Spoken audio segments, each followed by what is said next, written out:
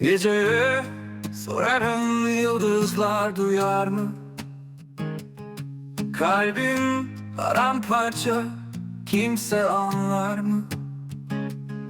Adını fısıldar rüzgar kulağıma. Yalnızlık içimde, ateş yanar hala. Sessiz gözyaşım akıyor içimden. Sen yoksun yanımda, ben kayboldum senden. Gittin ve dönmedin, yollar kapandı. Sevdanın üstüne kara bulut indi.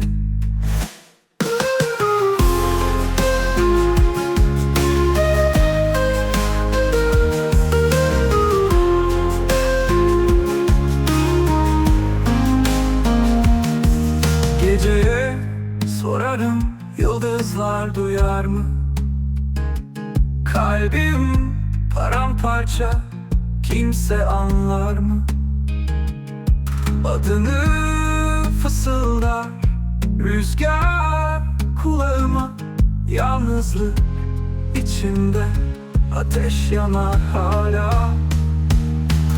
Sessiz gözyaşım akıyor içimden. Sen yoksun yanımda, ben kayboldum senden. Gittin ve dönmedin, yollar kapandı.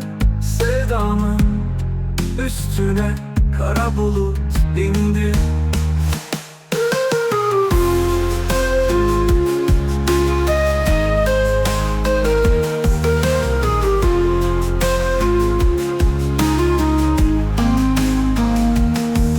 Sessiz gözyaşım akıyor içimden.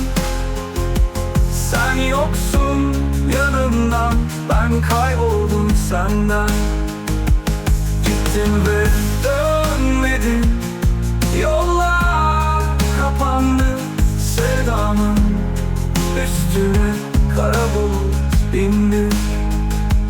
Sevdanın üstüne kara bulut indi.